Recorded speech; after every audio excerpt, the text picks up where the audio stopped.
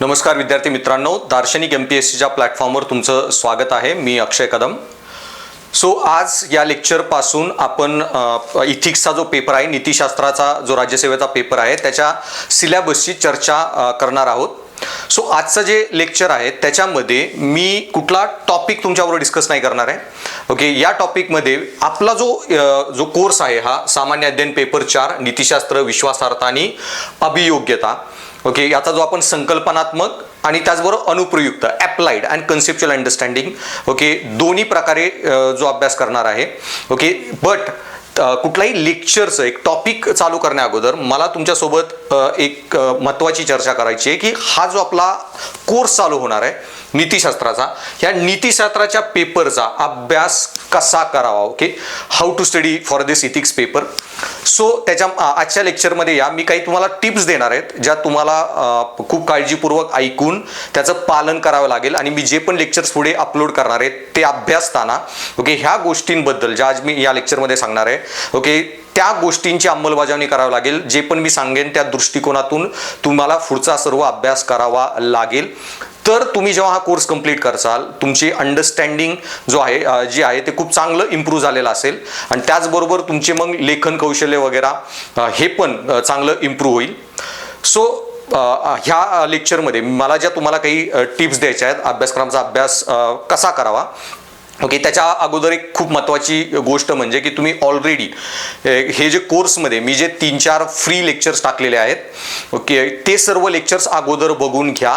एका लेक्चरमध्ये मी पूर्ण नीतिशास्त्राचा जो आयोगाचा सिलेबस आहे तो डिस्कस केलेला आहे मराठीत. त्याच्यामध्ये जे टर्म्स आहेत इंग्लिशमधले सिलेबस काय, मराठीत त्याच्या टर्म्स काय आहेत आणि त्याच्यात काय अभ्यासणं एक एक्सपेक्टेड आहे ते सर्व मी तिथे तुमच्यासोबत डिस्कस केलेलं आहे डिटेलमध्ये. त्याच्यानंतर मग मी नीतिशास्त्रात जो पूर्ण अभ्यासक्रम आहे 3 भागामध्ये डिवाइड होतो, तत्वज्ञान, मानसशास्त्र आणि प्रशासन.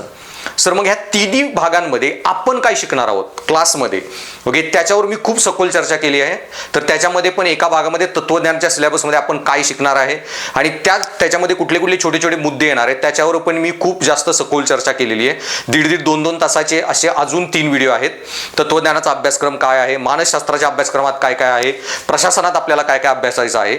आधी ते सर्व लेक्चर बघून घ्या. ओके, ते 4 लेक्चर्स. त्याच्यानंतर मी एक लेक्चर टाकलेले आहे ते म्हणजे नीतिशास्त्राचा किंवा राज्यसेवेतला त्रैतवाद किंवा नीतिशास्त्र निबंध पेपर आणि त्याचबरोबर आपला जो वैकल्पिक विषय आहे तुमचा, ह्या 3 पेपरचा अभ्यास किती महत्त्वाचा आहे जर तुम्हाला मेन्स एक्झाममध्ये पास व्हायचं असेल तर तो एक व्हिडिओ टाकलेला आहे ओके त्रैतवाद म्हणून. तो पण बघून घ्या. म्हणजे मागचे जे स्टुडंट्स आहेत ते किती इथिक्सला इम्पॉर्टन्स देतात, जे ऑलरेडी सिलेक्ट झालेले आहेत UPSC मध्ये, ते तुम्हाला कळेल. एक प्रॉपर स्ट्रॅटेजीमध्ये तुम्हाला अभ्यास करता येईल. आणि त्याच्यानंतर मग मी एक मच्छिंद्र गळवे सर म्हणून IRPS जे आहे त्यांनी मराठीतून UPSC उत्तीर्ण झालेले, त्यांच्याबरोबर एक मी माझा इंटरव्ह्यू पण अपलोड केलेला आहे, तोही पूर्ण बघून घ्या. तुम्हाला बरीच आयडिया येईल की हा नीतिशास्त्राचा अभ्यासात कसा करावा ओके काय स्ट्रॅटेजी त्यांनी वापरलेला किंवा इन जनरल राज्यसेवेचा सर्व अभ्यास तुम्ही कसा करावा. आणि गाईज मी तुम्हाला आता हे आपलं जेव्हा लेक्चर चालू होणार आहेत, आज नीतिशास्त्राचा क्लास जो चालू झालेला आहे, पुढे जाऊन आपण निबंधाचाही क्लास घेऊयात. त्याच्यामध्ये मी बरेच गोष्टीमध्ये की तुम्हाला जे कंटेंट आपण म्हणतो ओके खूप सारा डेटा इन्फॉर्मेशन कंटेंट तुम्हाला दिलं जाईल. त्याचबरोबर मी खूप साऱ्या स्ट्रॅटेजीज त्या पण सांगत असतो. तर त्या पण तुम्हाला खूप साऱ्या स्ट्रॅटेजी ज्या सांगेन त्या व्यवस्थित ऐकाव्या लागतील. त्या इव्हन गरज पडली तर लिहून काढा ओके. कारण एक गोष्ट लक्षात ठेवा, पहिली स्ट्रॅटेजी आज पहिल्याच लेक्चरमध्ये आत्ताच सांगतो की जर तुम्हाला कुठली कॉम्पिटिटिव्ह एक्झाम जर पास करायची असेल तर त्याच्यामध्ये एक नियम खूप महत्त्वाचा आहे की फक्त तुम्ही खूप हार्ड वर्किंग आहात आणि तुमची खूप अभ्यास करायची तयारी आहे म्हणून तुम्ही ती एक्झाम कराल, पास व्हाल याची काही गॅरंटी नाही.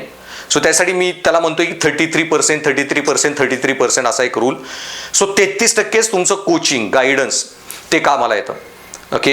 33% कोचिंग गायडन्स नंतर 33% महत्त्वाचं आहे म्हणजे तुमचा स्वतःचा सेल्फ स्टडी अभ्यास. तुम्ही किती ते गोष्टी व्यवस्थित जाणून घेताय, किती ते तुम्हाला समजतायत आणि किती तुम्ही त्याच्या रिव्हिजन वगैरे. हार्डवर्क, सिन्सिरिटी ओके ती खूप महत्त्वाची आहे. आणि त्याच्यानंतर 33% जे कामाला येते सर्वात महत्त्वाची गोष्ट म्हणजे स्ट्रॅटेजी ओके. आणि त्याच्यामध्ये मग पहिलं जे 33% तो भाग मी आत्ता सांगतो की माझे हे सर्व क्लासेस आणि मी ज्या तुम्हाला नोट्स देणार आहे ते सोडून तुम्हाला काही बघावं नाही लागणार, एखादं पुस्तक पण विकत घ्यावं नाही लागणार. ओके, मी ज्या नोट्स देईन, मी जे क्लासमध्ये चर्चा करेन ते तुम्हाला खूप होईल, दॅट्स इनफ. ते सोडून तुम्हाला एकही पुस्तक बघण्याची गरज नाही. पण ह्याच्यामध्ये मी तुम्हाला लेक्चर्समध्ये इतकी उदाहरण देईन, सो तुम्हाला हे ॲप्लाइड अंडरस्टँडिंग जे आहे ते डेव्हलप करावं लागेल चांगलं, की मी जे पण ह्या नीतिशास्त्राच्या, नीतिमत्तेच्या ज्या सर्व थिरीज आपण बघणार आहे पेपरमध्ये, त्या तुमच्या day to day life, administration, प्रशासनात वगैरे कशा ॲप्लाय होतात. आणि हेच जर तुम्हाला नाही जमलं, ओके, तर मग त्याचा खूप दुष्परिणाम होईल की तुम्हाला मार्क्स चांगले घेता नाही येणार. तुम्ही नीतिशास्त्राचा कुठला युनिव्हर्सिटीमधला तत्वज्ञानाला तुम्ही फिलॉसॉफीला ॲडमिशन घेतलंय, ओके, BA तत्वज्ञान वगैरे, त्याच्यासाठी पेपर लिहित नाहीये तुम्ही. हा पेपर प्रशासनासाठी लिहिताय, UPSCच्या साठी लिहिताय, MPSC साठी लिहिताय. आणि त्याच्यामुळे तुम्ही जेव्हा आयोगासाठी तो प्रश्न लिहिताय, प्रशासकीय अधिकाऱ्यांची निवड करणार आहे, तर तुम्हाला ह्या सर्व गोष्टी ॲप्लिकेशन ओरिएंटेड खूप शिकण्याची गरज आहे. सो ते फक्त पार्ट तुम्हाला करावं लागेल आणि आन्सर रायटिंग प्रॅक्टिस. सो 33% मी सांगितलं, माझा क्लास कंटेंट इनफ, दुसरं काही बघायची गरज नाही. पण तेवढ्यावर होणार नाही, तुम्हाला 33% स्वतःचं हार्डवर्क. आणि हार्डवर्क म्हणजे की रोज 12-14 तास अभ्यास केला, सकाळी 6ला लायब्ररी जातो, रात्री 12ला घरी येतो, तसले प्रकारांनी एक्झाम पास होत नाही. ओके, येस, तुम्ही एखादा आठवडा मित्रांवर फिरायला जावा, गोव्याला, कुठेही जावा, काही फरक नाही पडत. तुम्ही कन्सिस्टन्सीनी किती अभ्यास करता, डेली 8 तासच करा, पण वर्षभर 8 तास करा. ओके, मग एखादा आठवडा, एखादा महिन्यात एखादा आठवडाभर किंवा एखादा दिवस एखाद्या महिन्यामध्ये इकडे तिकडे फिरायला गेला, कुठे पाहुण्यारावळचं लग्न वगैरे असेल, इकडे तिकडे गेला, काही परिणाम होत नाही. जर तुम्ही कन्सिस्टंटली रोज 8 तास पण व्यवस्थित अभ्यास केला, गेले महिने तुम्ही ती कन्सिस्टन्सी फॉलो केली, तर एक आठवडा इकडे तिकडे गेला म्हणून फरक पडत नाही. आणि एक वर्ष असंच वाया घालवले आणि एक्झामच्या 3-4 महिने 12-12 तास लायब्ररीत जाऊन बसतोय, 18 तास बसतोय, तरीही परीक्षा तुम्ही पास होत नाही. सो कन्सिस्टन्सी खूप महत्त्वाची आहे. सो 33% कोचिंग, 33% कन्सिस्टन्सी, 33% सगळ्यात महत्त्वाचं आहे की स्ट्रॅटेजी. कारण बरेच मुलं कोचिंग करणार आहेत, माझा क्लास करतील, बाकी वेगवेगळे कोचिंगचा गायडन्स घेतील, मग सगळेच पास व्हायला पाहिजेत, तसं नाही आहे. आणि त्याचबरोबर सगळेच मेहनत करणारे असतील, बरेच जण मेहनत करणारे असतील त्याच्यातले, म्हणून प्रत्येकजणच पास होईल नाही. सो मेहनत गरजेची आहे. कोचिंग गायडन्सनी तुमचं काम लवकर होतं. ओके, स्वतः जर चाकाचा शोध लावत बसला जास्त वेळ जाईल. कोचिंग तुम्हाला कमी कॉस्टमध्ये कोचिंग मिळत असेल, इझिली अफोर्ड करत असाल तर ते घेणं गरजेचं आहे. पण त्याच्यानंतर पण तुम्ही जो अभ्यास करताय तो गाढव काम करू नका. खूप स्ट्रॅटेजीने अभ्यास करावा लागतो. खूप साऱ्या स्ट्रॅटेजी आहेत, मी लेक्चर्समध्ये इतक्या सांगत जाईन, पण त्या सर्व व्यवस्थित अप्लाय केल्या तुम्ही, ओके, तर खूप इझिली, ओके, सक्सेस येतो. त्यामुळे स्ट्रॅटेजी खूप महत्त्वाच्या आहेत. आणि पहिली एक स्ट्रॅटेजी आधी सांगितली की जिथे सगळ्यात जास्त मार्क मिळतील त्यांचा जास्त अभ्यास करा. मुलं हिस्ट्रीची 4-4 पुस्तकं वाचतात आणि इथिक्स एक अख्खा पेपर 250 मार्काचा, आणि हिस्ट्री GS मध्ये आहे 75-80 मार्काचा, आणि त्याच्यासाठी 3-4 पुस्तकं वाचणार. त्याच्यापेक्षा हिस्ट्रीवर जेवढा वेळ देताय तेवढा वेळ तुम्ही नीतिशास्त्रावर द्या, निबंध लिहिण्यावर द्या, जास्त मार्क मिळतील. सो हे तुम्हाला कॉस्ट बेनिफिट ॲनालिसिस, ह्या सर्व स्ट्रॅटेजी कळल्या तर नक्कीच खूप तुमचा जो अभ्यासाचा इफेक्टिव्हनेस आपण म्हणतो, कार्यक्षमता खूप जास्त वाढते. आणि मग त्याच्यामुळेच हे जे आपलं आता नीतिशास्त्रात आपण अभ्यास करणारे सर्व पेपरमध्ये कंटेंट, त्याच्या अगोदर मला खूप साऱ्या स्ट्रॅटेजी आत्ता सांगायच्यात नीतिशास्त्र पेपर रिलेटेड. आणि बऱ्याच ज्या स्ट्रॅटेजी आहेत त्या इन जनरल राज्यसेवेचाच अभ्यास करताना, UPSCचा अभ्यास करताना ज्या लागणार आहेत. सो ह्या मी तुम्हाला जशा आपण लेक्चरमध्ये जाऊ, जशा माझ्या मनामध्ये येत जातील मी तशा सांगत जाईन. आणि बऱ्याच स्ट्रॅटेजी मी माझ्या यूट्यूबला टाकतच असतो लेक्चर्स, व्हिडिओज, ते पण कंटिन्युअसली तुम्ही बघत राहा. सो डायरेक्ट कुठलं तरी काहीतरी डेटा आणि कंटेंट मी चालू करणार, काहीतरी प्रवचन द्यायला चालू करणार. त्याच्या अगोदर खूप महत्त्वाची ही गोष्ट आहे की नीतिशास्त्राच्या पेपरचा अभ्यास कसा करायचा, हाऊ टू स्टडी. मग तो जो पार्ट आहे तो आता आपण बघूया की अभ्यास कसा करावा. त्याच्या संदर्भात मला काही टिप्स द्यायच्यात, खूप लाईक एक 10-12 टिप्स आहेत, त्या फक्त ऐकून घ्या व्यवस्थित, म्हणजे तुम्हाला पुढे लेक्चर जेव्हा चालू करू ह्या सर्व गोष्टी लक्षात ठेवून व्यवस्थित अभ्यास करता येईल. सो नीतिशास्त्राच्या पेपरचा अभ्यास कसा करावा, आणि तो करण्या अगोदर मग MPSCच्या अपेक्षा आणि गरजा समजून घ्या. MPSCला काय अपेक्षित आहे, ओके. आता त्याचं पण मी एक लेक्चर टाकलेलं आहे, ते पण बघून घ्या. ते लेक्चर यूट्यूबला आहे आणि मी ते फ्री लेसन्समध्ये पण टाकलेलं आहे की UPSCने 2013 मध्ये सिलेबस का बदलला होता आणि त्याच्यामुळे आयोग सिलेबस का बदलत आहे, आयोगाला काय एक्सपेक्ट आहे तुमच्याकडून. ओके, मग त्याच्यामध्ये मी बऱ्याच गोष्टी डिस्कस केल्यात, जे रिपोर्ट्स आले ते UPSCचे, ज्या रिपोर्ट्सवर बेस्ड त्यांनी सिलेबस चेंज केला. सो आयोगाने पण जेव्हा राज्यसेवा सिलेबस बदलत आहे, ओके, नीती क्षेत्राचे वगैरे सर्व पेपर टाकत आहे, नीती क्षेत्राच्या पेपर मागे त्यांना काय एक्सपेक्ट आहे, बाकी पेपरमध्ये जे बदल आहेत त्याच्यातून काय एक्सपेक्ट आहे, ओके, डिस्क्रिप्टिव्ह काय ऍड करतायत, ऑब्जेक्टिव्ह का नको. आता बरेच जे ऑब्जेक्टिव्ह प्रिपेअर करून जे एक्झाम देणारे इतके वर्ष जे अधिकारी गेलेत, इतकी वाईट परिस्थिती आहे प्रशासनामध्ये. मी एका ॲडिशनल सेक्रेटरीशी आयोगाच्या बोलत होतो आणि ते मला हे सांगत होते की इतके IAS IPS आमच्यावर चिडायला लागलेत की आम्ही काय क्वालिटी हायर करतोय कॅन्डिडेटची, की त्यांना ऑब्जेक्टिव्ह पॅटर्नमुळे अहवाल लिहिता येत नाहीये, त्यांना कुठले FIR वगैरे लिहून घ्यायचे असेल त्या व्यवस्थित लिहिता येत नाहीत. खूप याचा जो प्रॉब्लेम होतोय.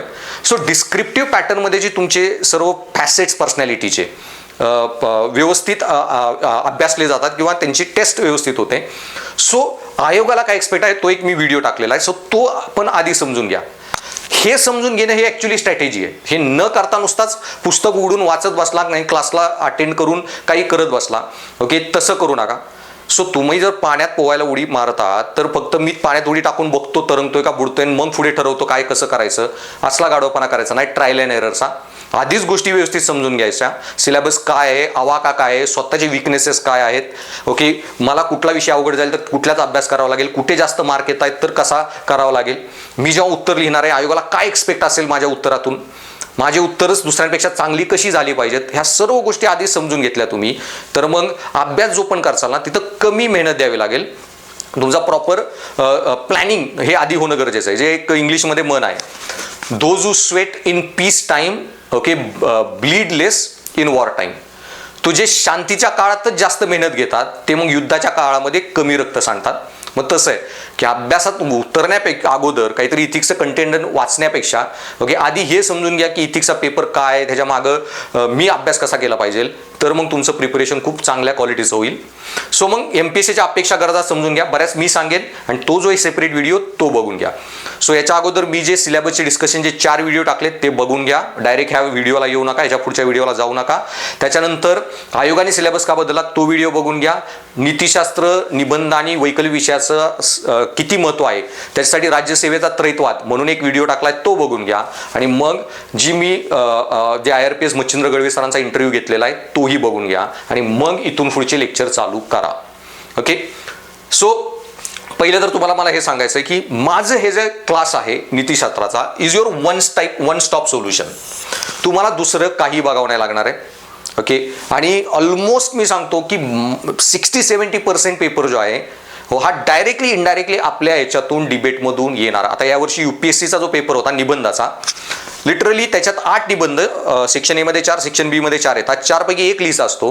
ओके. दोन्ही सेक्शन मधले 2 जे लिहायचे 4 पैकी 3 निबंध आपल्या क्लासमध्ये डिस्कस केलेले होते आणि बाकीचे पण ओव्हरलॅपिंग होते. सो आपण जेव्हा निबंधाचा नंतर क्लास घेऊ इतकं कॉम्प्रिहेन्सिव्ह मी तुमच्याशी सर्व गोष्टींवर चर्चा करेन. निबंध कसा लिहावा आणि निबंधात काय लिहावं आणि इतक्या गोष्टींची आपण चर्चा करू की जो पण 4 निबंध आयोग विचारला त्याला एक तरी आपल्या क्लासमध्ये डायरेक्ट किंवा इनडायरेक्ट डिस्कस केलेला असेल. तसंच नीतिशास्त्राच्या पेपरमध्ये पण सेक्शन A मध्ये जे क्वेश्चन येतील 60-70% क्वेश्चन वाचल्या तुम्हाला कळणार आहे की अरे सरांनी क्लासमध्ये काय काय सांगितलेलं आणि त्याच्यात काय मला उत्तर लिहायचं, कुठला तत्वज्ञानी येणार आहे, इथे कुठला प्रशासनातला इश्यू इन्व्हॉल्ड आहे वगैरे. केस स्टडी कोण प्रेडिक्ट करू शकत नाही. केस स्टडी वेगवेगळ्या असू शकतात. पण केस स्टडीमध्ये पण कुठली केस स्टडी येऊ द्या वाचल्या तुम्हाला कळणार आहे क्लासमध्ये या गोष्टी सांगितल्या ना या इथं लिहायच्या जर तुम्ही व्यवस्थित अभ्यास केला असेल तर. सो तुम्ही कुठलंही दुसरं पुस्तक विकत घेऊ नका. मार्केटमध्ये इतकी विचित्र पुस्तकं आहेत.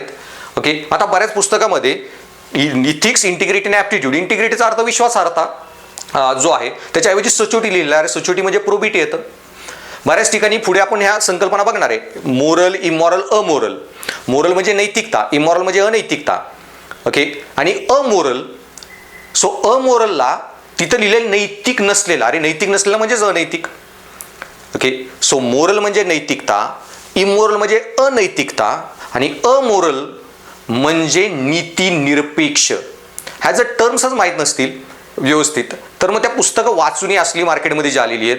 तुमच्या वेळ एनर्जी वाया घालवू नका. मी ज्या क्लासमध्ये नोट्स देणार, आपण जी क्लासमध्ये चर्चा करणार खूप होईल ती व्यवस्थित तुम्ही नोट्स लिहून घ्या. लेक्चर चालू असताना त्या बनवा, ज्या PDF देणार आहेत त्या समजून घ्या. नंतर मग स्वतः ओके त्याचा जो अभ्यास व्यवस्थित करून समजून घ्या. काही प्रश्न असतील माझ्या व्हॉट्सॲपवर तुम्ही डायरेक्ट मेसेज टाईप करून पाठवू शकता किंवा ऑडिओ पाठवा. हे सर संकल्पना नाही समजली, मी तिथेच व्हॉट्सॲपवर रिप्लाय देईन. आणि जर जास्त डिबेटची गरज असेल तर मी तुम्हाला टाईम देईन, तेव्हा कॉल करून मी तुम्हाला ती संकल्पना वगैरे एक्सप्लेन करेन. सो माझ्या नोट्स आणि माझा class is your one stop solution. दुसरं काही बघू नका, सेम निबंधाला पण. ह्याच्यानंतर जे लागणार आहे ते तुमची सिन्सिअर कमिटमेंट. ओके, कारण मग हे सर्व लेक्चर झाल्यावर ते 33% कोचिंग गायडन्स. तुम्ही किती याचा स्वतः अभ्यास करता, मी जे प्रश्न देईन त्याची किती उत्तरं लिहिता वगैरे, ते सर्व तुम्हाला करावं लागेल. सो आणि हे सगळं करताना स्ट्रॅटेजीने अभ्यास, तो पार्ट तुम्हाला करायचा आहे. सो पहिली गोष्ट, कुठलेही पुस्तक विकत पण घेत बसू नका. ओके, मी पुढं सांगेन तुम्हाला काय काय अजून अभ्यास करायचा आहे. अदर दॅन माझ्या नोट्स जर लागत असेल तर ऑनलाईन कुठली व्हिडिओ बघावेत, काय बघावं वगैरे, ह्या सर्व गोष्टी मी पुढे सांगत जाईन. त्याच्यानंतर संकल्पनात्मक समज, कन्सेप्च्युअल अंडरस्टँडिंग. ओके, आता नीतिशास्त्राचा तुम्ही जेव्हा अभ्यास करताय, नीतिशास्त्र असो किंवा कुठलाही पेपर असो, त्याचा जेव्हा अभ्यास करताय त्याचा संकल्पनात्मक अभ्यास ही खूप महत्त्वाची गोष्ट आहे. संकल्पनात्मक की तुम्हाला प्रॉपर कळलं पाहिजे नीतिशास्त्र नीतिमत्ता काय फरक आहे, मोरल इमोरल आणि अमोरल, ती टर्मचा पण अर्थ काय, तिन्हीमध्ये काय फरक आहे. ओके, सो ह्याला म्हणतो आपण संकल्पनात्मक अभ्यास. फिलॉसॉफी आणि इथिक्स मध्ये काय फरक आहे, काय रिलेशन आहे. ओके, इथिक्स आणि मेटा इथिक्स त्याच्यामध्ये काय रिलेशन आहे. ओके, आणि हे जे संकल्पनात्मक अभ्यास आहे की बुद्धा आणि महावीरा ह्यांनी नॉनव्हेज खायचं का नाही खायचं, त्याच्याबद्दल मी सांगितलं की महावीरांचं म्हणणं होतं ॲब्सोल्यूट नॉन व्हायलन्स, नॉनव्हेज खाल्लंच नाही पाहिजे. बुद्धा म्हणायचे मेलेल्या जनावराचं तुम्ही खाऊ शकता जर तिथे कुठली हत्याच केली नाही, आपण व्हायलन्स केलाच नाहीये. ते जनावर झाड पडून त्याची डेथ झाली, एखाद्या वन्यजीवानी त्याच्यावर अटॅक केला वगैरे प्रिडेटरनी, पण घेऊन नाही जाऊ शकला वाघ सिंह, पण मारून टाकलं, पण बॉडी ड्रॅग नाही केली, तिथेच आहे. मग आता ती वाया घालवण्यापेक्षा खाल्लं तरी काय फरक पडतोय. सो बुद्धांचं मत वेगळं होतं, महावीरांचं. तर हे तुम्हाला नीट समजून घेता आलं पाहिजे. ह्यांच्यात काय विरोधाभास होता किंवा कुठल्या याच्यामध्ये त्यांच्यात डिफरन्सेस होते. सत्य, अहिंसा, नॉन व्हायलन्स वगैरे ह्या ज्या गोष्टी आहेत ते बुद्धाही बोलले, महावीरा पण बोलले, पण दोघांमध्ये बरेच फरक होता. सो महावीरांचा जो होता त्याला आपण ॲसिटिक मोरॅलिटी म्हणतो, की खूप कडक तपश्चर्याचा मार्ग होता. बुद्धांचा जो होता हा मिडल पाथ, सम्यक मार्ग म्हणतात. चार्वाक जो होता त्याचा पूर्ण चंगळवाद होता, भौतिकवाद. सो हे सगळं आणि ह्यांच्यामध्ये मग काय फरक आहे वगैरे ह्याला आपण म्हणतो संकल्पनात्मक अभ्यास. आता जेव्हा आपण बुद्धा शिकूया तर बुद्धांनी सांगितलं की सर्व दुःखांचं कारण जरा मरण व्याधी हे 3 सार्वत्रिक दुःख आहेत, सगळ्यांनाच त्याला भोगावीच लागणार आहेत. आणि या सर्वांच्या दुःखांमागे जे कारण आहे ते तृष्णा, आणि तृष्णा पैदा होते, डिझायर पैदा होतात. ओके, ह्या तुम्ही जे चुकीच्या अटॅचमेंट्स बनवल्या.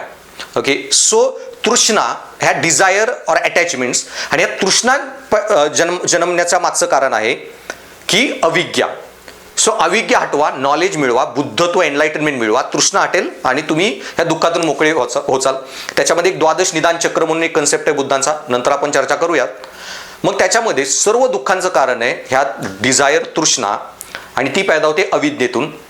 आणि त्यावेळी बुद्धा म्हणाले की ह्या ज्या तृष्णा वगैरे आहेत ह्या गोष्टींच्या मटेरियल ज्या वेल्थ आहे, पैसा, संपत्ती, जमीन वगैरे, हे असले गुप्तधन वॉटेवर, अशा ज्या गोष्टींची जी इच्छा होते ह्याच्यातूनच सर्व दुःख पैदा होतात. ह्या इच्छा तुम्ही नष्ट करा. पण मग या गोष्टीवर बुद्धा जेव्हा बोलले 2-3 हजार वर्षापूर्वी ती गोष्ट ठीक होती, पण आंबेडकरांनी जो नवबौद्ध बनवला तो निओ बुद्धिझम. तर निओ शब्द का, कारण आंबेडकरांनी जेव्हा निओ बुद्धिझम बनवला त्याच्यामध्ये आंबेडकरांचं जे म्हणणं होतं की मे बी 2500 वर्षापूर्वी राजा असो किंवा कोणी गरीब असो, जर एखाद्याला साप चावला तर पैसा असो किंवा नसो फरकच नाही, कारण दवाखान्यात औषधच नाहीये किंवा दवाखानेच नाहीयेत. पण आज जर तुम्हाला साप चावला किंवा मुलाला तुमच्या साप चावला, घरातल्या कुणाला साप चावला आणि पैसा नसेल दवाखान्यात जायला, तर तो मरणार आहे. सो आंबेडकरांच्या म्हणण्यानुसार हे जो दलित समाज होता, ओके, हे सगळे ऑप्रेस कास्ट कम्युनिटी ज्या होत्या, त्यांचा जर सामाजिक उत्थान करायचं असेल, सोशल अपलिफ्ट करायचं असेल, तर पैसा, धन, संपत्ती गरजेची आहे. आणि त्याच्यामुळे निओ बुद्धिझममध्ये बुद्धांनी ह्या काही गोष्टींवर आंबेडकरांनी बुद्धांच्या सर्व गोष्टी आहेत अशा ॲक्सेप्ट नाहीत केल्या, काही चेंजेस केले आणि न्यू बुद्धिझमच्या आयडिया दिल्या. म्हणून मग बुद्धिझम आणि निओ बुद्धिझम, निओ शब्द काहीतरी बदल आहे, हे तुम्हाला अशा छोट्या छोट्या गोष्टी जर समजून आल्या, ओके, तर मग ऑटोमॅटिकली तुम्हाला खूप चांगल्या प्रकारे नीतिशास्त्र समजून येतं आणि ऑटोमॅटिकली तुम्हाला प्रश्नांची उत्तरं देताना खूप चांगल्या प्रकारे लिहिता येतात. ओके, सो ह्यालाच आपण म्हणतो संकल्पनात्मक अभ्यास, जो तुम्हाला खूप ठीक करायचा आहे. मी प्रत्येक वाक्य जे क्लासमध्ये बोलतोय ते नीट तुम्हाला समजून आलं पाहिजे. नाही आलं तर मला कधी व्हॉट्सॲप करा, आपण कॉलवर डिस्कस करू किंवा मी ऑडिओ रिप्लाय देईन. पण सर्व गोष्टींचा क्लिअर कट व्यवस्थित संकल्पनात्मक अभ्यास. ते झाल्यावर अनुप्रयुक्त अभ्यास, अप्लाइड अंडरस्टँडिंग, हे खूप महत्त्वाचं आहे, कारण अर्धा पेपर केस स्टडीज आहे. आणि सेक्शन ए मध्ये पण जे क्वेश्चन येतात ना ते सगळे अप्लाइड आहेत.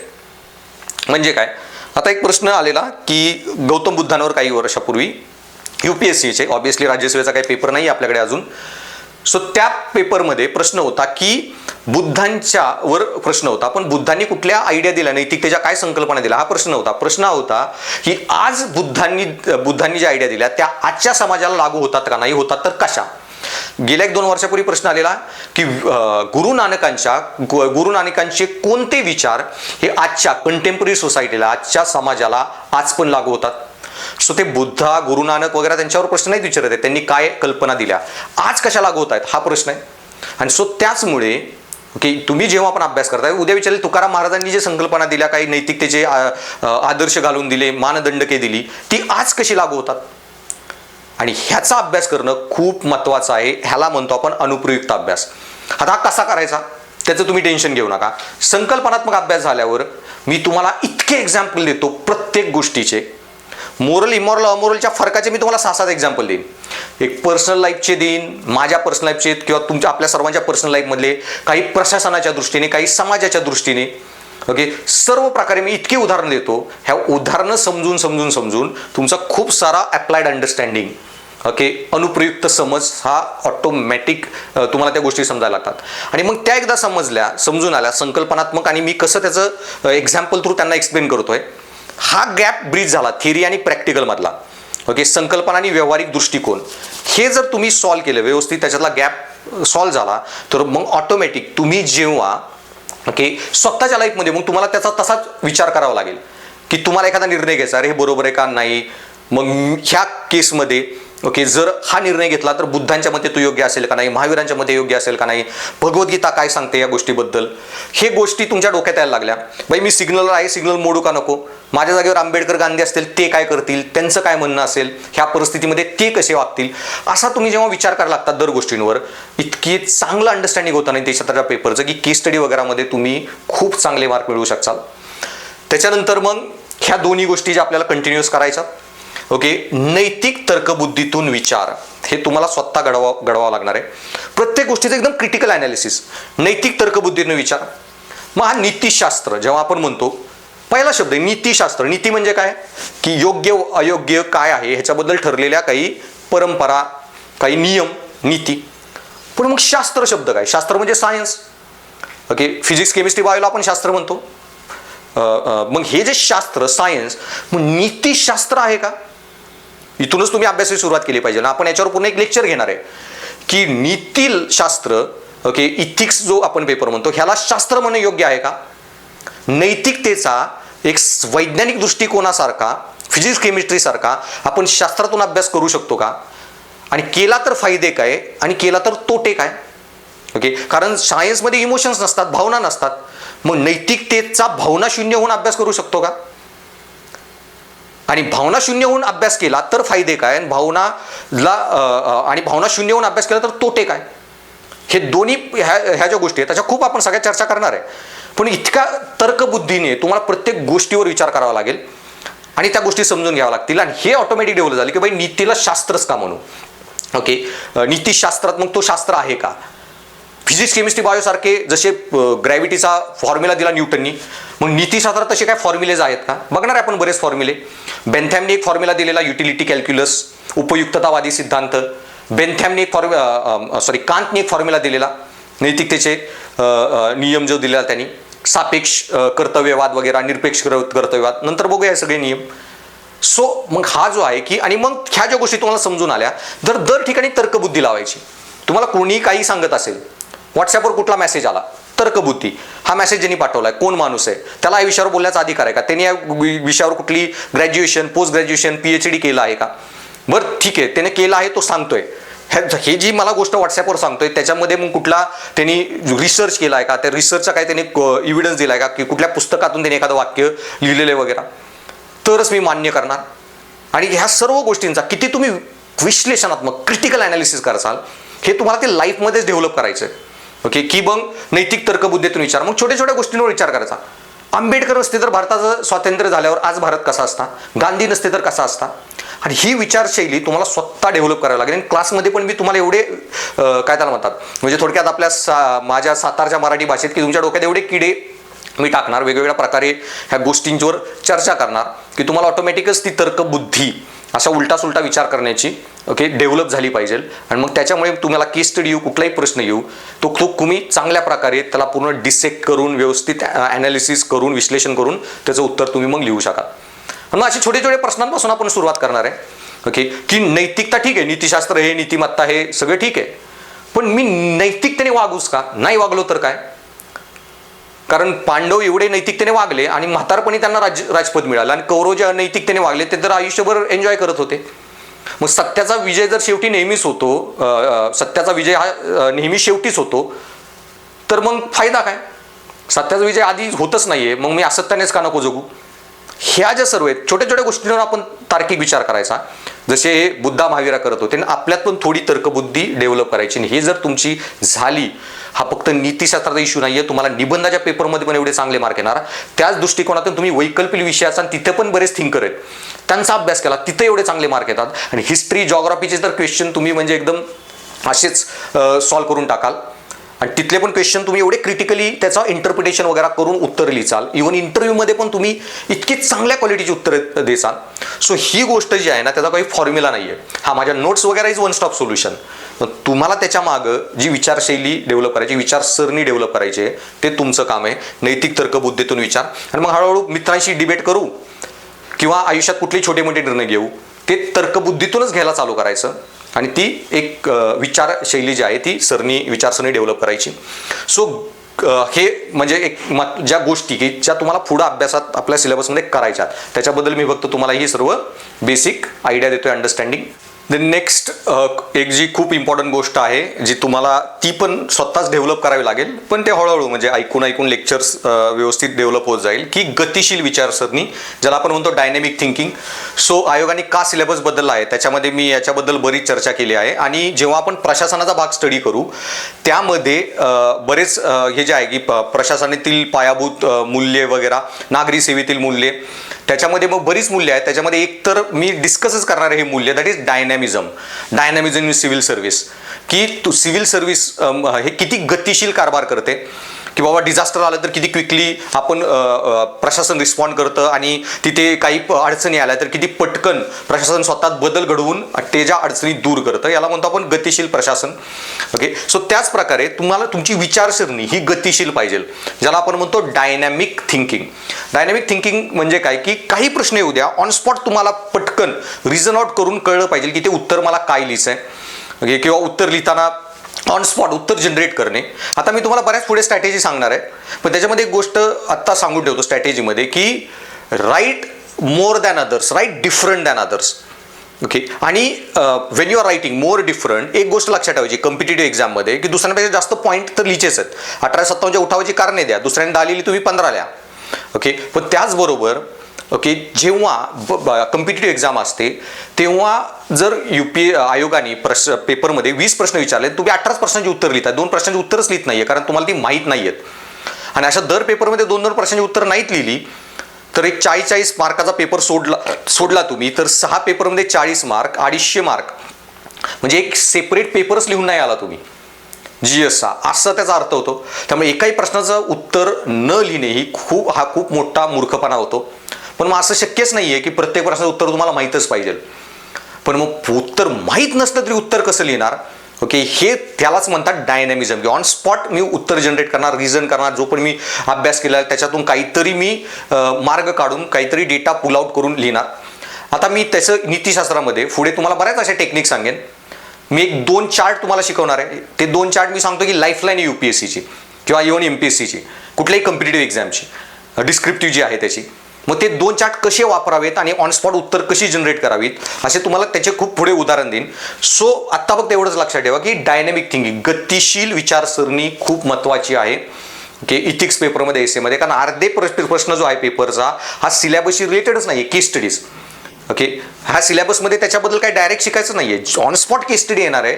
जे पण सिलेबसमध्ये शिकलाय ते ऑन स्पॉट सगळं रिकॉल करून काय लिंक होत आहेत ते ठीक विश्लेषण करून तुम्हाला उत्तर लिहायचं आहे आणि त्यालाच आपण म्हणणार आहे. पण त्यावेळी तुम्हाला एक गतिशील विचारसरणी खूप महत्त्वाची आहे.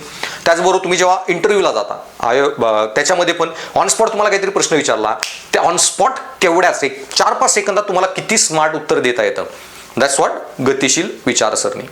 त्याच्यानंतर सर्व धड्यांचा काळजीपूर्वक अभ्यास हे खूप महत्त्वाचे आहे. लिसन टू द लेसन्स क्रिटिकली. मी जे पण लेक्चर देणार आहे वाटतं तर डबल ऐका ते लेक्चर, पण प्रत्येक गोष्ट एक एक आर्ग्युमेंट मी सांगितलं जी दिली ती तुम्हाला खूप केअरफुली ऐकायची. आणि ते झाल्यावर ओके, मी जो पण युक्तिवाद केला की यार सर असे क्लासमध्ये बोलले असं झाल्यावर असं तसं झाल्यावर मला पण क्वेश्चन करायचं. तुम्ही नीतिशास्त्रात तत्वज्ञानातली सगळ्यात महत्त्वाची गोष्ट आहे जो सॉक्रेटिस जेव्हा आपण स्टडी करणार आहे त्याचं एक वाक्यच होतं, unexamined life is not worth living. प्रत्येक गोष्टीचं एक्झामिनेशन करा. जर तुम्ही प्रश्न विचारत नसाल तर ती आयुष्यच कामाचं नाही. कारण देवाने आपल्याला एकच गोष्ट दिली आहे, प्रश्न विचारण्याची ओके कुवत, ओके तर्क करण्याची कुवत. आणि जर ते न करताच जगायचं असेल तर म्हणजे त्या जीवनाला अर्थच नाही. सॉक्रेटिसला जेलमध्ये टाकलेला त्याच्यासाठी किंवा त्याच्या अगेन्स्ट केस झालेली ॲथेन्समध्ये की बाबा तू प्रश्न विचारू नको, तू प्रश्न विचारताय आम्हाला खूप प्रॉब्लेम होत आहेत, लोकांना सांगतोय प्रश्न विचारा, लोक प्रशासनाला प्रश्न विचारतायत, तर तू गप्प बैस. सॉक्रेटिस म्हणाला unexamined life is not worth living. मी प्रश्न विचारायचं थांबणार नाही. प्रश्न विचारणे ही एकच गोष्ट जमते आणि एक शिक्षक म्हणून तर मला तेवढीच जमते, ओके प्रोफेसर म्हणून. सो ही जी तर्कबुद्धी आहे, त्यामुळे मी जरी काय सांगितलं ना तुम्हाला मला ट्रस्ट करायची गरज नाही. मी ज्या पण गोष्टी तुम्हाला सांगतो एक लेक्चरमध्ये त्या प्रत्येक गोष्टीवर तुम्ही विचार करायचा तार्किकतेने. किंवा सर सांगतात त्याच्यामागे त्यांनी प्रूफ दिलं का मी सरांचा तोच पॉईंट आहे तो मान्यच करू, नाही मला तो डिसॅग्री होतोय, करा मला फोन विचारा, ओके जर तुम्हाला ते पटत नसेल तर. सो ह्या ज्या गोष्टी ती तर्क करून ओके तुम्ही स्वतः मी जे पण युक्तिवाद करतोय, मी जे पण गोष्टी सांगतोय त्या ऐकून त्या युक्तिवादांचं मूल्यमापन करायचं. किंवा तुमचा जो फ्रेंड आहे कोणतरी जो राज्यसभेला प्रिपेअर करतोय त्याच्याशी डिबेट करा. तो एखादी गोष्ट सांगतोय त्याचं त्या काही हे असेल की सरांनी यार असं सांगितलं मग तुला काय वाटतंय ते बरोबर आहे का, मला असं वाटतंय, तो तुम्हाला काहीतरी पॉईंट सांगेल. आणि ही एक टेक्निक म्हणजे तुमची लाईफस्टाईलच म्हणून डेव्हलप करायची की जे पण युक्तिवाद आहे त्याचं मूल्यमापन करणे, इव्हॅल्युएट आर्ग्युमेंट्स, नैतिक तर्क प्रत्येक गोष्टीवर करायचा. मी सांगतोय त्याच्यावर पण मला पण 100% तुम्हाला हे करायची गरज नाही की शिक्षक आहे मी सांगतोय म्हणून मान्य करा. ओके मी दुसऱ्या विषयाचा कुठला सब्जेक्ट असतो तर टीचर असतो तरी म्हटलं असतं अरे मी सांगतोय गप्प बसून ऐकून घ्या. पण एक नीतिशास्त्रात जर शिक्षक असेल ना तर कधी नीतिशास्त्राला कोणीही थिंकर तत्वज्ञानी बुद्धा महावीरापासून सगळे ते म्हणणार आहेत मी सांगतोय गप्प बसून ऐकून घ्या. ओके कितीतरी लोकांनी बुद्धांना प्रश्न विचारले त्यांनी खूप शांतपणे उत्तरं दिली. तर एक बेसिक गोष्ट आहे. सो तुम्ही पण माझी कुठलीही गोष्ट मी सांगतोय म्हणून ऐकायची गरज नाही, तुम्हाला स्वतः त्याचं मूल्यमापन करता आलं पाहिजे. आणि हे जर तुम्हाला आत्ता करता आलं ना तर पेपरमध्ये पण करता येईल. निबंधाचा पण जो टॉपिक आहे त्याचं पण तुम्हाला व्यवस्थित करता येईल सर्व पेपरमध्येच आणि तुम्हाला खूप चांगले त्याच्यामुळे मार्क्स मिळतील. सो ह्या सर्व स्ट्रॅटेजीज आहेत ह्या थोड्या इथिक्स पेपर रिलेटेड आहेत स्पेशली, पण बाकी पण ठिकाणी अप्लाय होतात. त्याच्यानंतर मग जे तुम्हाला सांगितलं शक्य तितक्या शंका विचारा. आता ऑनलाईन आहे, ऑफलाईन क्लासमध्ये लगेच मला क्वेश्चन दिले ते ॲड्रेस करता येतात. इथे तुम्ही मला व्हॉट्सॲपवर लिहून पाठवा, डायरेक्ट कॉल करू नका कारण मी बऱ्याच वेळा क्लासमध्ये असतो बाकी कुठल्या गोष्टींमध्ये तुमचे नंबर माझ्याकडे नसणार आहेत. मला वाटलेला अननोन कॉल स्पॅम आहे काय मी तो कट करून टाकेन वगैरे घेऊ पण शकतो, पण मॅक्झिमम वेळा तो अनअटेंडेड जाईल. बऱ्याच वेळा मी लेक्चरमध्येच असतो, दिवसातले असे रेकॉर्डिंग करतोय किंवा ऑफलाईनमध्ये असणार आहे 5-7 तास तर त्याच्यात असतात. मग त्याच्यामुळे तुम्ही तुमचा तो प्रश्न आणि कॉल वाया नाही जायचा नसेल तर आधी मला व्हॉट्सॲपवर लिहून पाठवा. मी प्रत्येक प्रश्नाचं उत्तर देतो. थोडा 1-2 तास लेट होईल, 1 दिवस लेट होईल, पण उत्तर प्रत्येकाला मिळतंच. ओके आणि तुम्ही जो पण प्रश्न पाठवसाल त्याचं मग मी तिथे व्हॉइस नोट पाठवेन आणि गरज असेल तर तुम्हाला कॉल करायला लावेल. पण जितक्या पॉसिबल आहे मी इतकं एक्सप्लेन करतो, इतकी उदाहरण देतो की तुम्हाला खूप कमी शंका येतीलच, पण आल्यास तर ओके विचारा. देन त्याच्यानंतर 1-2 महत्त्वाच्या गोष्टी आहेत. आता ऑफलाईन क्लासमध्ये जे मुलं आहेत त्यांना मी 2 5-5 पेजेसचा कलर पेजेसचा एक सेट दिलेला आहे. एक ब्ल्यू पेजेसचा एक येलो पेजेसचा. तुम्ही मग पण मार्केटमध्ये जाऊन तसे ब्ल्यू येलो पेजेसचे सेट विकत घ्यायचे, आणायचे 5-5चे आणि त्याच्यावर वरती त्या ब्ल्यू पेजेसवर एक हे लिहायचं हेडिंग टाकायचं ओके की नीतिशास्त्रात वापरल्या जाणाऱ्या ओके नैतिक संकल्पना. आणि जेव्हा आपण लेक्चर चालू करणार आहे ना तुम्हाला ऑलमोस्ट 250-300 च्या वर नैतिक संकल्पना मी सांगेन किंवा ते इथिकल टर्मिनॉलॉजी ज्याला म्हणतो, value loaded terminology, ethical terms. आणि अशा 250-300 टर्मची तुम्ही लिस्टच बनवायची. टर्म आली नीतिशास्त्र ब्रॅकेटमध्ये लगेच इथिक्स, तत्वज्ञान लगेच फिलॉसॉफी, अधिनीतिशास्त्र मेटा इथिक्स, नियामक नीतिशास्त्र नॉर्मेटिव्ह इथिक्स. त्याचा इंग्लिश शब्द आणि त्याचा मराठी शब्द आणि त्याचा इंग्लिश अर्थ आणि लिहित जायचा. मोरॅलिटी म्हणजे नीतिमत्ता, ओके. अमोरल नीतिनिरपेक्षता, आणि कंटिन्यू ही लिस्ट बनवतच जायची. कॉन्शियन्स म्हणजे सत्सद्विवेक बुद्धी, ओके. आणि अशा प्रकारे मग इतक्या तुम्हाला पुढे टर्म्स मी देत जाईन, okay. Economy, efficiency in governance म्हणजे कार्यक्षमता, प्रोबिटी सचोटी, इथिकल कॉम्पिटन्स नैतिक संस्कार क्षमता, ओके. इथिकल इन्फ्रास्ट्रक्चर नैतिक पायाभूत सुविधा, आणि अशा ज्या बऱ्याच टर्म्स येतील तुम्हाला, ज्या मी पुढं देत जाईन, शिकवत जाईन. तर लेक्चर झालं की त्या PDF मध्ये अशा काही टर्म्स असतील त्या तुम्ही लिहून काढायच्या. ह्याच्या मागं सगळ्यात महत्त्वाचा जो पर्पज आहे ह्या स्ट्रॅटेजीचा, की लेक्चर संपेपर्यंत तुमच्याकडे अशी 300-400 शब्दांची लिस्ट असेल. लिस्ट मी देऊ शकतो तुम्हाला रेडीमेड, माझ्याकडे आहेच, त्याचा काय फायदा नाही. तुमच्या हातून स्वतः ते जे ह्या ज्या नैतिक संकल्पना आहेत, ह्या ज्या असे जे शब्द आहेत, नैतिक शब्दावली, नीतिशास्त्राची शब्दावली, ती तुम्ही स्वतः बनवायची, तर ती जास्त लक्षात राहते.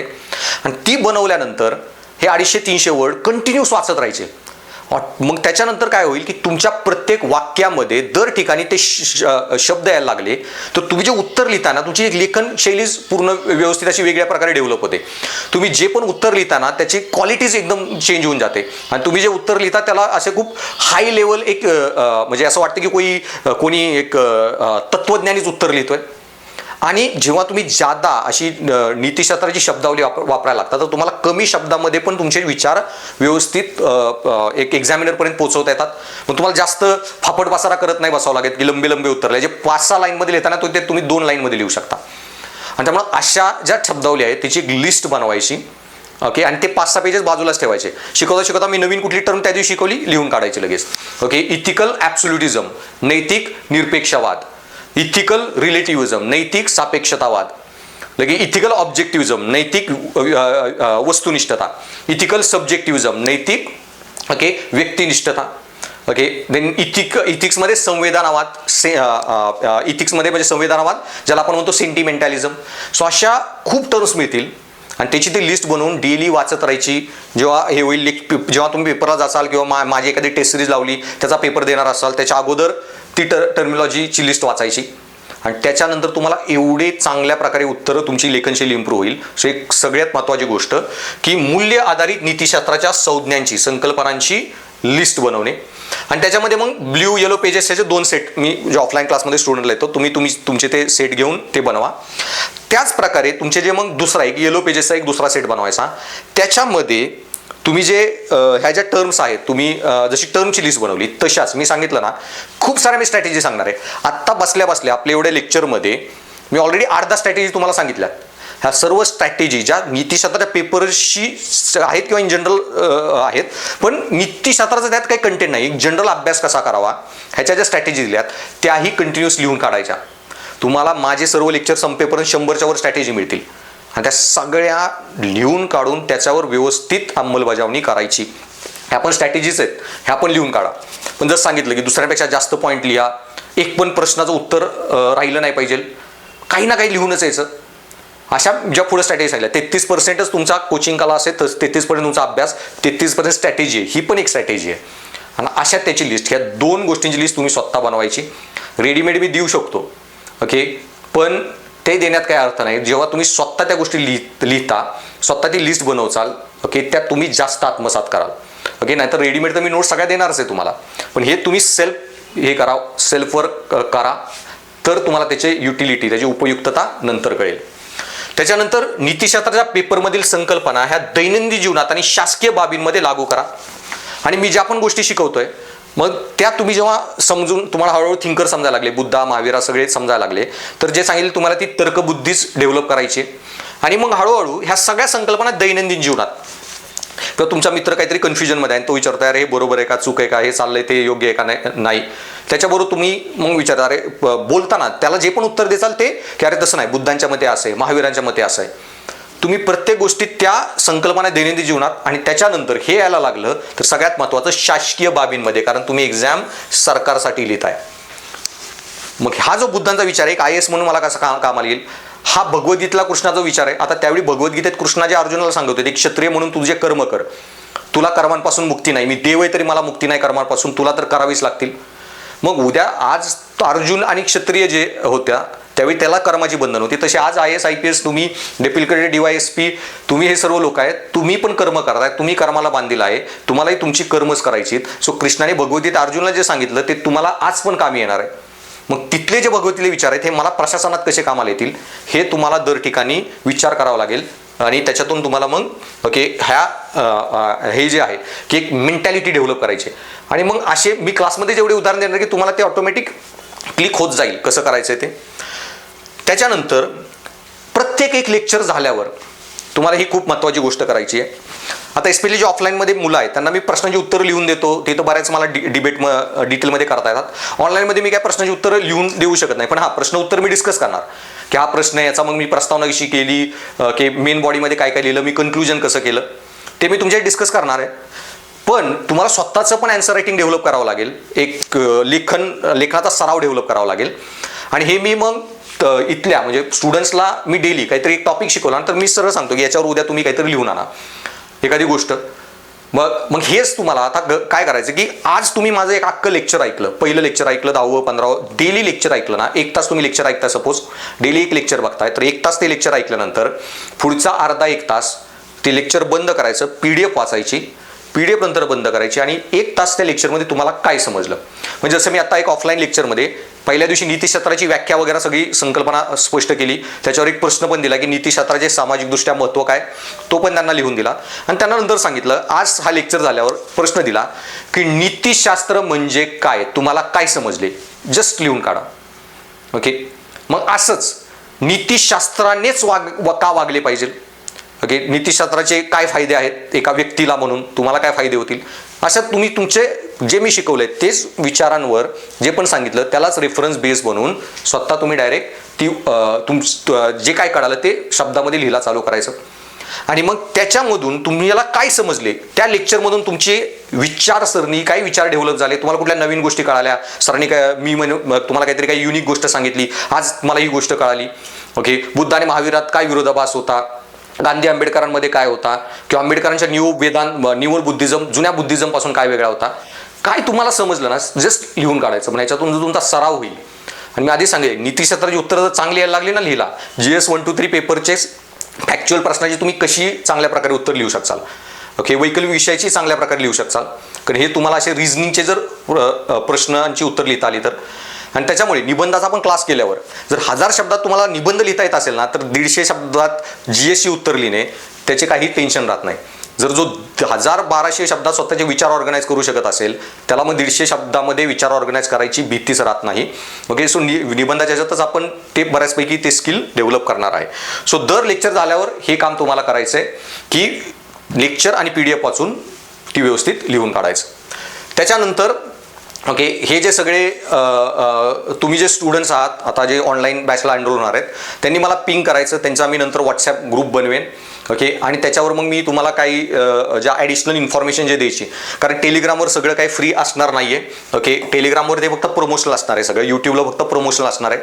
इकडचं जे कोअर कंटेंट आहे ते मी तिकडे ऑब्विसली नाही टाकणार आहे. सो ज्यांनी ॲडमिशन घेतले त्यांच्यासाठी एक सेपरेट व्हॉट्सॲप ग्रुप ऑफलाईन बॅचच्या स्टुडंट्स ऑलरेडी आहे, हे पण आहे. तिथे मी इन जनरल बऱ्याच गोष्टी शेअर करत असतो की ओशोचा एखादा चांगला व्हिडिओ जो आपल्या कन्सेप्टशी रिलेटेड आहे मी तो टाकून देतो, बुद्धांवर एखादं मला काही व्हिडिओ लेक्चर मिळाला ते टाकून देतो, काही मी माझी मतं वगैरे किंवा करंट अफेअरमध्ये एखादी न्यूज आली तर त्याच्याबद्दल की ही आपल्या इथिक्स सिलेबसशी कशी रिलेटेड आहे, त्याचा काय अभ्यास करा. सो कंटिन्युअसली मी त्या गोष्टी तुम्हाला तिथे त्या व्हॉट्सॲप सेपरेट ग्रुपवर अपडेट करत जाणार. सो तुम्ही तो सेपरेट मला पिंग करायचं आणि सर मी ॲडमिशन घेतलं वगैरे ते सर्व माहिती द्यायची, मी तुम्हाला ते तिकडे ते ॲड करत जाणार ग्रुपवर. आणि त्याच्यानंतर फॉलो हे नीतिशास्त्राचा अभ्यास झाल्यावर फॉलोअप ACची बॅच, हे पण खूप महत्त्वाचं आहे. कारण नीतिशास्त्र जे आपण शिकणार आहे ना निबंधाच्या ह्याच्यामध्ये त्याच्या खूप वरच्या चर्चा आहेत. मी निबंधाच्या मध्ये आधीच तुम्हाला सांगतोय की निबंधात फक्त निबंध कसा लिहावा मी एवढं शिकवत नाही, निबंधात काय लिहायचं ते पण शिकवतो. आणि बरेच जे निबंध येतात ना तुम्ही GS 1 2 3 4 च्या अभ्यासावर लिहू शकता, पण त्या कंटेंट तर सगळ्यांकडेच असतं, मग तुम्हाला जास्त मार्क कसे मिळतील.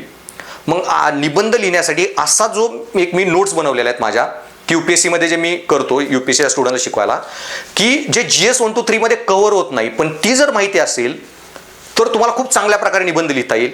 ह्या सर्व जी माहिती आहे ती मी निबंधाच्या पेपरमध्ये शिकवतो. सो बुद्धांचं मी नीतिशास्त्र शिकवताना तुम्हाला फोर्थ नोबल ट्रूथमध्ये अष्टांगिक मार्ग, मध्यम मार्ग सगळं शिकवणार आहे. किंवा जैनिझमचं सत्य असते, अपरिग्रह, ब्रह्मचार्य, अपरिग्रह वगैरे सगळ्या अहिंसा गोष्टी शिकवणार आहे. हे बुद्धांचं आणि महावीरांचं नीतिशास्त्र झालं. पण तुम्हाला निबंधामध्ये फक्त नीतिशास्त्र नाही, त्याच्या वरची तत्वज्ञान, फिलॉसॉफी पण येईल.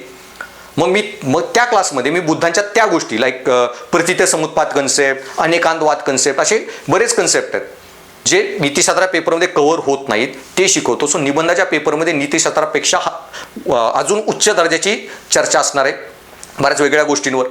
ओके, सायन्स म्हणजे काय, स्पिरिच्युअलिटी म्हणजे काय, सायन्स आर्टमध्ये फरक काय, सायन्स स्पिरिच्युअलिटीमध्ये फरक काय. ओके, कारण सायन्सवर बरेच निबंध येतात, त्याचप्रकारे महिलांवर बरेच निबंध येतात, मग ते सेपरेटली आपण शिकणार. तसेच इकॉनॉमिक्सचा पण फिलॉसॉफी अँगलनी विचार करून तसे एसे आले तर त्याच्यात काय लिहावं वगैरे. ओके, त्या गोष्टी आपण शिकणार. सो अशा 10-12 थीम्स आहेत एसेच्या, ज्या मी क्लासमध्ये डिटेलमध्ये शिकवतो. आणि मग त्या तुम्हाला समजून आल्या तर 4पैकी 1 निबंध तरी त्या 8-10 थीमवर येणारच. ओव्हरलॅपिंग तुम्हाला खूप चांगला निबंध मग लिहिता येईल. सो नीतिशास्त्राचा भागाचा उच्च दर्जा, त्याच्या पुढची जी डिबेट आहे ती तिकडे होणार आहे. सो मी जनरली इथिक्स केलेला स्टुडंटला एसेमध्ये घेतो, कारण मग ते डायरेक्ट हाय लेवलला त्या गोष्टी बघायला गेले तर मग थोडं अवघड जाणार. कारण मी एसे शिकवताना सांगतो की मी इथिक्समध्ये हे ऑलरेडी शिकवलेलं आहे. ओके, त्या कारण इथिक्समध्ये आपण खूप रॉ गोष्टी बघणार आहे, तिथे थोड्या हाय लेवलच्या. सो फॉलोअप ही बॅच करा एसीची. आणि त्याच्यानंतर don't make it polity, economy, ecology paper. हे खूप महत्त्वाचं आहे. बरेच मुलं नीतिशास्त्राच्या पेपरला पूर्ण इकॉलॉजी, पॉलिटीचा पेपर बनवून टाकतात. आणि मग कुठलाही प्रश्न आला, कॉन्स्टिट्यूशन लिहा, लॉज लिहा, हे सगळं लिहा. आणि हे खूप मोठी चूक करतात. आता हे तुम्हाला आत्ता नाही कळणार आहे, ते पुढं कळत जाईल की नीतिशास्त्र हाच पूर्ण वेगळा पेपर आहे. ओके, आता UPSCमध्ये काही दिवसापूर्वी एक हे आलेला जो UPSCच्या पेपरमध्ये की आज जो जे ह्युमन डेव्हलपमेंट, मानवाचा विकास चालू आहे, त्याच्यामध्ये आपल्या एवढ्या स्पीसीज, प्राण्यांच्या, पक्ष्यांच्या मारल्या जात आहेत की एक्सटिंक्शन चालू आहे, मास एक्सटिंक्शन चालू आहे. ओके, तर मग ह्यामुळे की आपलं आज खूप गरज आहे की माणसांनी सोशल आणि एन्व्हायरमेंट किंवा त्यांची जी इकॉनॉमिक ग्रोथ वगैरे आहे आणि एन्व्हायरमेंट ह्याच्यामध्ये एक रिस्पॉन्सिबिलिटी वागलं पाहिजे. हा प्रश्न होता.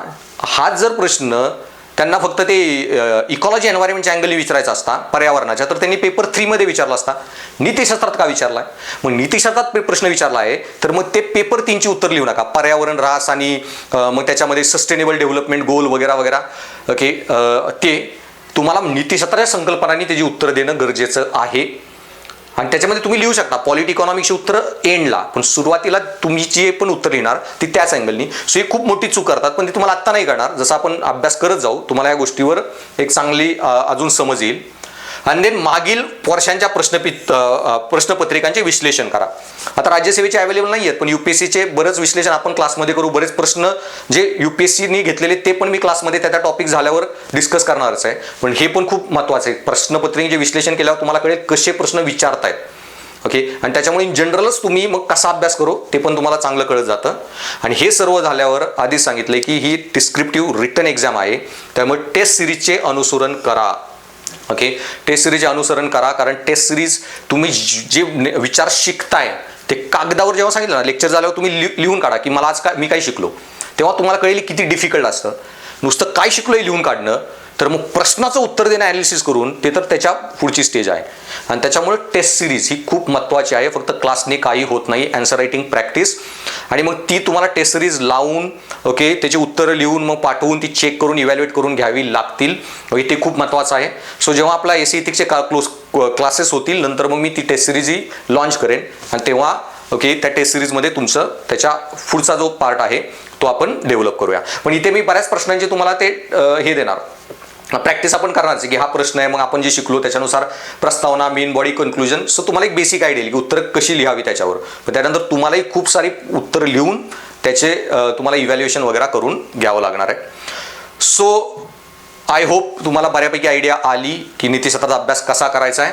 सो नीतिशास्त्राचा जो अभ्यास आहे तो एकदाच करायचा, पण परिपूर्ण अभ्यास, खूप स्ट्रॉंग अभ्यास झाला पाहिजे सर्व. Okay, one time learning. आणि हे जे 2.5-3 महिने किंवा जे पूर्ण आपले सर्व लेक्चर्स असतील, आता काही ऑफलाईन नाही आहे, 2.5-3 महिन्यात नाही बोलू शकत, पण जेवढे पण आपले लेक्चर्स असतील तुम्ही महिन्यात संपवा, 2 महिन्यात संपवा, कसेही संपवा, 5 महिन्यात संपवा, पण एकदाच सर्व लेक्चर शिकतानाच एवढे काळजीपूर्वक ऐकून इतका व्यवस्थित समजून घ्यायचा नीतिशास्त्र की हा वन टाइम लर्निंग.